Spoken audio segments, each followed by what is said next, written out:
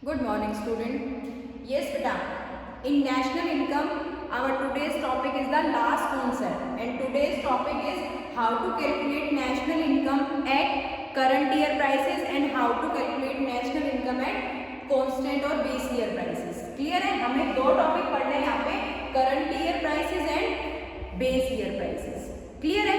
सबसे पहले हम बात करते हैं, हम नेशनल इनकम को कैलकुलेट करते हैं. नेशनल इनकम को कैलकुलेट करते हैं तो यहाँ पे हमारे पास दो कॉन्सेप्ट आते हैं. एक तो हम नेशनल इनकम को कैलकुलेट करें करंट ईयर के प्राइसेस पे, और एक हम नेशनल इनकम को कैलकुलेट करें बेस ईयर के प्राइसेस पे.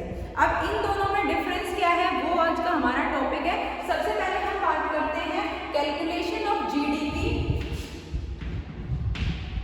Eight current year prices.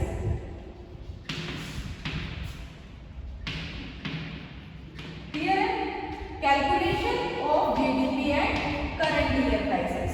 जब भी हम किसी भी इकोनॉमी में जीडीपी की कैलकुलेशन करते हैं करंट ईयर के प्राइसेस पे, करंट ईयर मींस जो ईयर हमारा चल रहा है, लाइक अभी जो हमारा अकाउंटिंग ईयर है वो हमारा कौन सा है, 2020 एंड 2021. ये हमारा करंट ईयर चल रहा है क्योंकि ये ईयर हमारा कब स्टार्ट हुआ था, 1 अप्रैल 2020 को स्टार्ट हुआ था, और ये कब एंड होगा, 31 मार्च 2021 को इसका एंड पॉइंट होगा. तो जब भी हम जीडीपी की कैलकुलेशन करते टाइम इस करंट ईयर के प्राइसेस को बेस लेके चलते हैं. इस करंट ईयर के प्राइसेस पे जब हम किसी भी चीज की कैलकुलेशन करते हैं, जीडीपी की कैलकुलेशन करते हैं, तो उसको हम क्या नाम देते हैं, GDP at current year prices. क्या नाम देते हैं, GDP at current year prices. और उसका जो हमारा मेन कॉन्सेप्ट निकल के आता है, जब भी हम जीडीपी की कैलकुलेशन करंट ईयर के प्राइसेस पे करते हैं तो उसको हम क्या कहते हैं, नॉमिनल जीडीपी कहते हैं.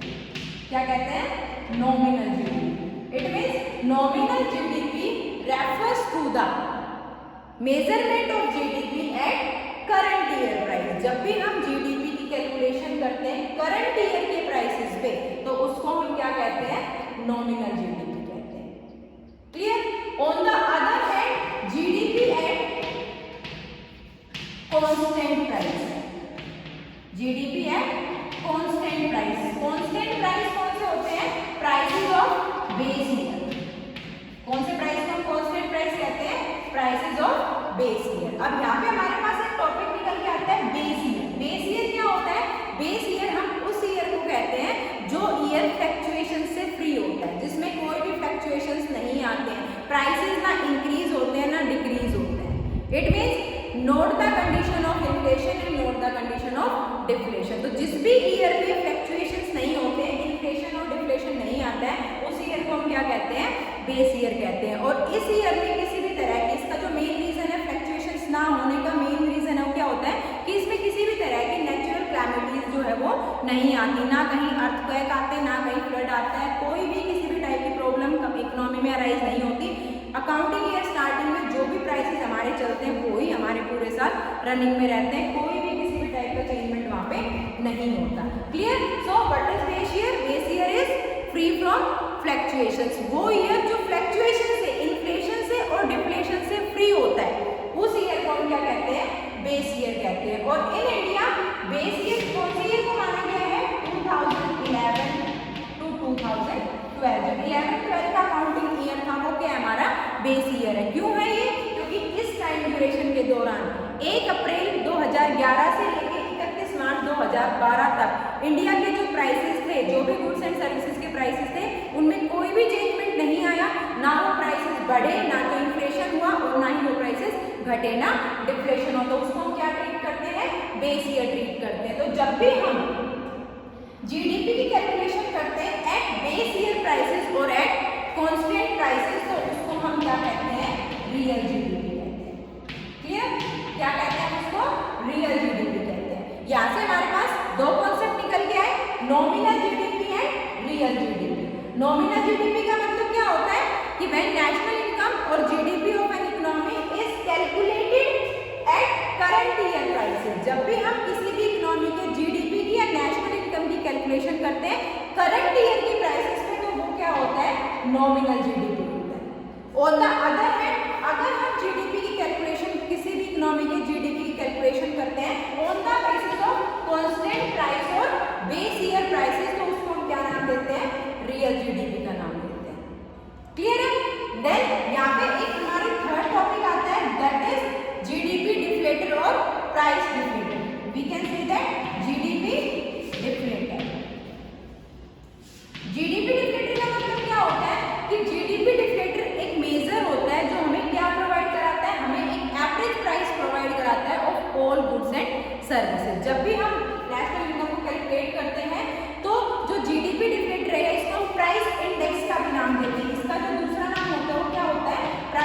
इंडेक्स नाम भी होता है इसका। तो ये प्राइस इंडेक्स का मतलब क्या होता है कि ये एक मेजरमेंट होता है जो क्या प्रोवाइड कराता है, एवरेज प्राइस प्रोवाइड कराता है। क्या प्रोवाइड कराता है, average prices of all goods and services. जितने भी हमारे गुड्स एंड सर्विसेज इकोनॉमी में प्रोड्यूस हुए हैं उन सब के एवरेज प्राइसेस को हमें प्रोवाइड कराता है ताकि हम इजीली नेशनल इनकम की कैलकुलेशन कर पाए। क्लियर है? Then how to calculate price deflator, GDP deflator, nominal GDP and real GDP. कैसे हम इन सबकी कैलकुलेशन करेंगे, ये तो था इसका थ्योरेटिकल पोर्शन की चीजें होती क्या है, but how to calculate these three terms, कैसे हम रियल जीडीपी की कैलकुलेशन करेंगे, कैसे हम प्राइस इंडेक्स को निकालेंगे, कैसे हम नॉमिनल जीडीपी को निकालेंगे। तो सबसे पहले मैं बात करती हूँ price index. How to calculate price index और इस other name is GDP deflator. इसका जो दूसरा नाम है वो क्या है, जीडीपी डिफ्लेटर। जब भी हम जीडीपी डिफ्लेटर में प्राइस इंडेक्स को निकालते हैं तो फॉर्मूला क्या होता है इसको कैलकुलेट करने का, नॉमिनल जीडीपी। नॉमिनल जीडीपी मतलब GDP at current year prices divided by real GDP multiply by 100। जो 100 है वो क्या लेते हैं, वो हम बेस ईयर को लेते हैं। जो 100 है वो क्या है हमारा बेस ईयर प्राइसेस। क्लियर? ऐसा हम मान के चलते हैं कि जो बेस ईयर प्राइसेस है वो कितना होगा हमारा 100। So how to calculate price index, formula for calculating price index is nominal GDP divided by real GDP into 100. 100 is the base year price. Clear है? Then come to the second term. Second term is real GDP.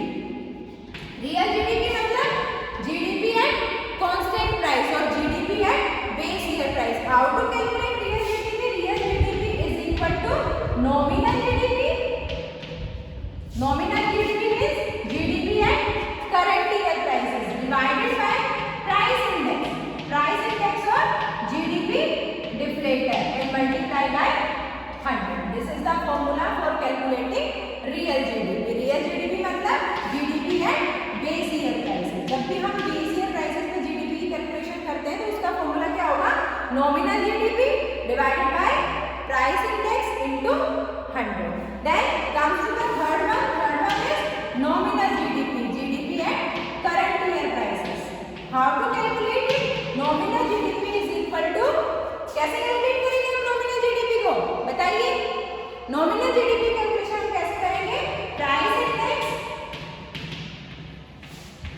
Multiply by real GDP and divided by 100. This is the formula for calculating nominal GDP. ये हमारे तीन हमने terms पढ़ी है, price index, real GDP and nominal GDP. और इनकी calculation हम कैसे करते हैं, जो प्राइस इंडेक्स और जीडीपी डिफ्लेटर होता है वो किसके इक्वल होता है, nominal GDP divided by real GDP into 100.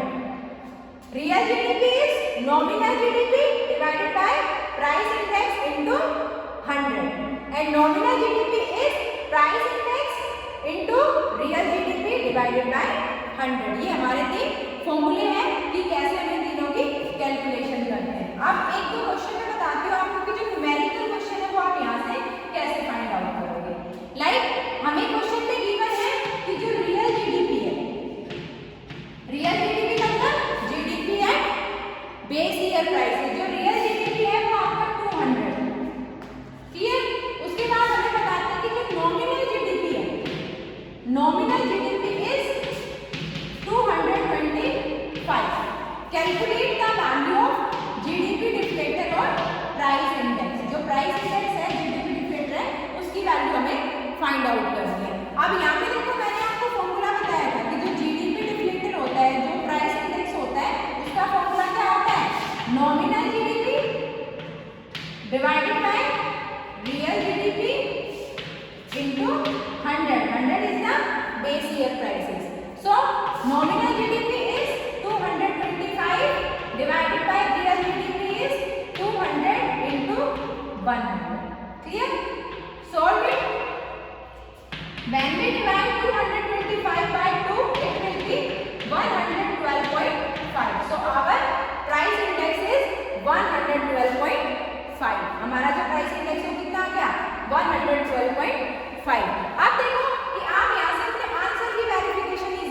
सकते हो। कैसे कर सकते हो? लाइक आप यहाँ पे ये वैल्यू पुट करो जो आपके अभी आई है और आप रियल जीडीपी को फाइंड आउट करो। ठीक है, रियल जीडीपी क्वेश्चन में हमें कितना गिवन था? रियल जीडीपी हमें 200 गिवन था। तो अगर अभी भी हमारे रियल जीडीपी की वैल्यू 200 आती है तो इट मींस हमारा जो प्राइस इंडेक्स हमने फाइंड आउट किया है वो हमारा करेक्ट है। Formula for calculating real GDP is equal to, क्या फॉर्मूले होते हैं? Nominal GDP divided by price index into 100। Clear है? Nominal GDP is 225 divided by price index is 112.5 into 100। ये आ गया। जब हम यहाँ से पॉइंट को हटाते हैं तो यहाँ पे हमारा एक जीरो और पुट हो जाएगा।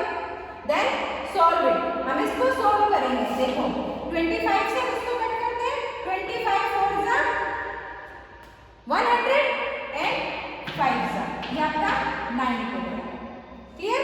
9 1 9, 9 5 जा 45, 5 1 5, 5 2 जा 10, double 0। So real GDP is 200 and पहले क्वेश्चन में यहाँ पे हमें रियल जीडीपी कितना गिवन था? 200 गिवन था। इट मींस कि जो भी आपका जीडीपी डिफरेंट आपने फाइंड आउट किया है वो हमारा करेक्ट है। क्लियर है? Now comes to the next topic. Next topic is कि रियल जीडीपी और नॉमिनल जीडीपी दोनों में से कौन सा बेस्ट इंडिकेटर होता है? क्लियर? Better indicator.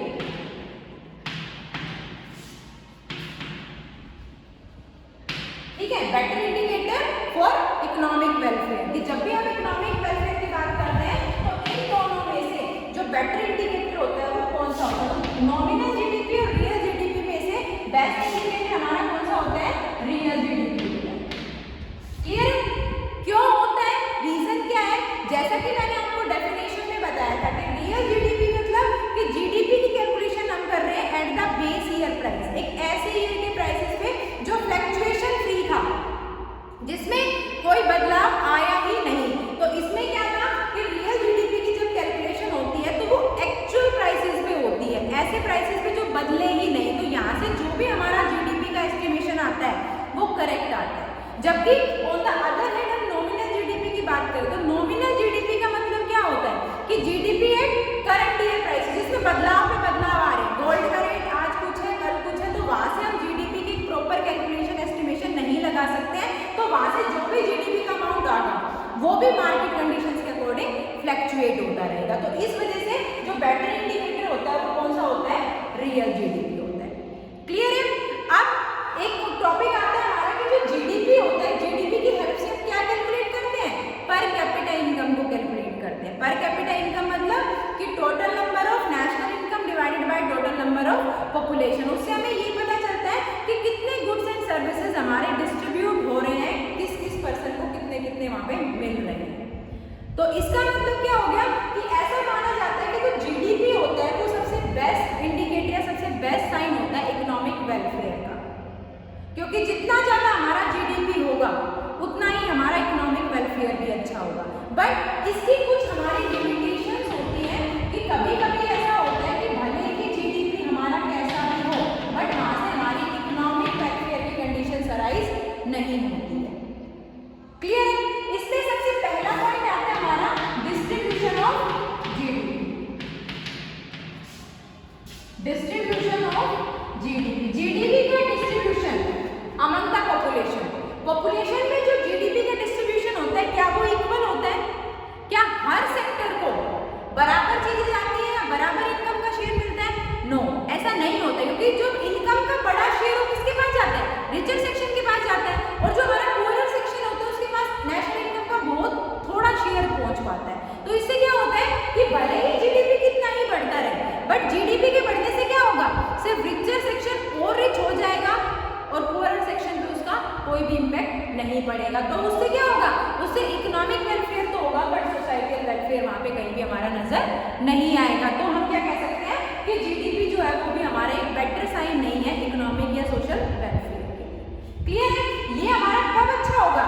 जब इक्वल डिस्ट्रीब्यूशन हो जीडीपी का। बट इक्वल डिस्ट्रीब्यूशन तो पॉसिबल ही नहीं है।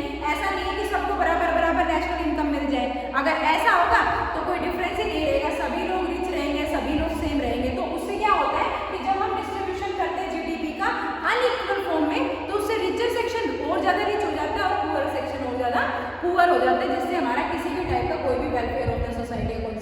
नहीं निकल के आता है। क्लियर है? Now come to the second point is non monetary transactions. Non monetary transactions मतलब कि कुछ ट्रांजैक्शंस ऐसे होते हैं जो वेलफेयर ऑफ द सोसाइटी तो करते हैं बट वो मॉनेटरी फॉर्म में नहीं होते, जबकि जीडीपी की कैलकुलेशन हम किस फॉर्म में करते हैं? मॉनेटरी फॉर्म में करते हैं। जीडीपी में हम सिर्फ उन्हीं ट्रांजैक्शंस को इंक्लूड करते हैं जो मॉनेटरी टर्म में होती है। आप जनरली विलेजेस में देखते हो, गांव में देखते हो कि हम आपस में एक दूसरे से चीजें ले लेते हैं। हमने किसी से कुछ भी सामान, हमारे घर में कुछ भी नहीं थी, कोई वेजिटेबल लेके टमाटर नहीं था तो मैंने टमाटर पड़ोसी से मांग ली। अब ट्रांजैक्शन तो हुआ बट वो जो ट्रांजैक्शन है वो हमारा मॉनेटरी फॉर्म में नहीं है, तो क्या वो ट्रांजैक्शन जीडीपी कैलकुलेशन में जाएगा? नहीं जाएगा। और ऐसे हमारे बहुत सारे ट्रांजैक्शंस होते हैं जो जीडीपी में नहीं पहुंच पाते और उससे क्या होता है कि जो जीडीपी का लेवल क्या आता है? डाउन आता है। और जीडीपी का लेवल डाउन आएगा तो ऑब्वियस सी बात है पर कैपिटा इनकम भी क्या हो जाएगी? डाउन हो जाएगी। जीडीपी पे नेशनल इनकम डिपेंड होती है, अगर नेशनल इनकम कम हुई तो पर कैपिटा इनकम भी क्या होगी? डाउन जाएगी, जिससे कोई भी साइन ऑफ वेलफेयर वहां पे हमें नजर नहीं आएगा। इट मींस कि जीडीपी को जब हम कैलकुलेट करते हैं तो उसमें हमें सिर्फ मॉनेटरी ट्रांजैक्शंस को नहीं, हमें नॉन मॉनेटरी ट्रांजैक्शंस को भी अगर हम देखते हैं तो ही वो वेलफेयर के कॉन्सेप्ट में जाता है, क्योंकि बहुत सारे ट्रांजैक्शंस ऐसे होते हैं जो नॉन मॉनेटरी ट्रांजैक्शंस में होते हैं। जो बार्टर सिस्टम आज भी हमारे यहाँ पे चलता है, एक के बदले में एक चीज ले ली, तो ट्रांजैक्शंस तो हुए बट जीडीपी उससे अंडर एस्टिमेट हो गया, जीडीपी पे उसका कोई भी इफेक्ट नहीं पहुंचा। Clear? Third one is externalities. This is the most important concept of this topic. सबसे इंपॉर्टेंट टॉपिक है एक्सटर्नलिटीज का मतलब क्या होता है? किसी भी चीज के गुड इफेक्ट और उसके बैड इफेक्ट। ठीक है, बहुत सारी चीजें ऐसी होती हैं जिनके गुड इफेक्ट भी होते हैं और बैड इफेक्ट भी होते हैं, लाइक इंडस्ट्रियल डेवलपमेंट। अब अगर हम इंडस्ट्रियल डेवलपमेंट की बात करते हैं तो उसका गुड इफेक्ट क्या होता है कि उससे इकोनॉमिक वेलफेयर होता है, जो हमारी नेशनल इनकम का लेवल है वो हमारा क्या हो रहा है? राइज हो रहा है। बट उसका जो बैड इफेक्ट है वो क्या हो रहा है कि उससे पॉल्यूशन हो रहा है। तो ऐसी जो चीजें होती हैं वो क्या होती है? वो लिमिटेशन होती है। वो इकोनॉमिक वेलफेयर में तो हेल्पफुल हो जाएंगी बट उससे सोसाइटल वेलफेयर का लेवल क्या हो जाएगा? डाउन हो जाएगा। तो एक्सटर्नलिटीज का मतलब क्या होता है? Good and bad effect of किसी भी डेवलपमेंटल ट्रांजैक्शन का, उसका जो गुड और बैड इफेक्ट होता है उसको क्या कहते हैं? एक्सटर्नलिटीज होते हैं। और बहुत सारी चीजें हमारी ऐसी होती है जिनके कुछ गुड इफेक्ट भी होते हैं और जिनके कुछ बैड इफेक्ट भी होते हैं। क्लियर है? जैसे हम कहते हैं प्रोडक्शन ऑफ इलेक्ट्रिसिटी। अब प्रोडक्शन ऑफ इलेक्ट्रिसिटी की अगर मैं बात करती हूँ तो इकोनॉमिक वेलफेयर तो हो रहा है, डेवलपमेंट तो दिख रहा है हमें, बट उससे जो वाटर लेवल है वो हमारा क्या हो रहा है? डाउन जा रहा है, तो उससे हमारा उसके कुछ बैड इफेक्ट भी है। तो ऐसी कंडीशंस में जो हमारा जीडीपी का लेवल है वो भले ही इंप्रूव हो बट वहां से हमारा सोसाइटल वेलफेयर का कोई भी कॉन्सेप्ट निकल के नहीं आता है। क्लियर है? Fourth one is negative contribution. Negative contribution का मतलब होता है कि कुछ चीजें ऐसी है जो जीडीपी में तो बहुत कंट्रीब्यूट कर रही है, जीडीपी को तो बहुत बढ़ा रही है, बट उनका जो कंट्रीब्यूशन है किस फॉर्म में? नेगेटिव फॉर्म में। लाइक आपकी लिकर हो गई, सिगरेट हो गई, तो ये हमारी ऐसी चीजें हैं जो हमारे जीडीपी को तो बढ़ाती है बट इनके जो कंट्रीब्यूशन है वो किस फॉर्म में आते हैं? नेगेटिव फॉर्म में आते हैं। इससे सोसाइटी पे बहुत ज्यादा हार्मफुल इफेक्ट पड़ते हैं और सोसाइटी जो है वो इनकी वजह से धीरे धीरे हमारी डैमेज होती जा रही है। तो ऐसी कंडीशन में भी जो जीडीपी है वो हमारा वेलफेयर के लिए वर्क नहीं कर रहा है, क्योंकि इसमें जीडीपी तो बढ़ता जा रहा है बट सोसाइटल वेलफेयर यहाँ पे कहीं भी हमारा नहीं हो रहा है। Clear? Then next point is population growth. आप लोग देख रहे हो कि हमारी जो पॉपुलेशन है उसकी ग्रोथ बहुत ज्यादा हो रही है और पॉपुलेशन की ग्रोथ मोर देन है जीडीपी की ग्रोथ से। जीडीपी की ग्रोथ कम है और पॉपुलेशन की ग्रोथ ज्यादा है, तो इस वजह से भी जो जीडीपी है वो हमारा एक बेस्ट इंडिकेटर नहीं आ रहा आपके सामने कि वो हमारा इकोनॉमिक वेलफेयर और सोशल वेलफेयर का एक बेस्ट साइन है। क्योंकि अगर जीडीपी की ग्रोथ की बात करें तो 8.5% पर एनम, जबकि पॉपुलेशन की जो ग्रोथ है वो कहीं जाके हमारी 15% पर एनम के अराउंड है। तो जो बीच का डिफरेंस है वो हमारा इकोनॉमिक वेलफेयर को कम करता है, वो हमारे सोसाइटल वेलफेयर को कम करता है। क्लियर है? These are the some points of limitations of GDP and welfare. GDP and welfare की हमारी कुछ लिमिटेशंस है कि जीडीपी हमारा भले ही कितना ही बढ़ जाए बट उससे हमारी कुछ ऐसी लिमिटेशंस निकल के आती है जिससे हमारा वेलफेयर ऑफ द सोसाइटी नहीं हो पा रहा है। क्लियर है? This is all over about your GDP at constant price and GDP at current year prices. Clear? Okay, thank you.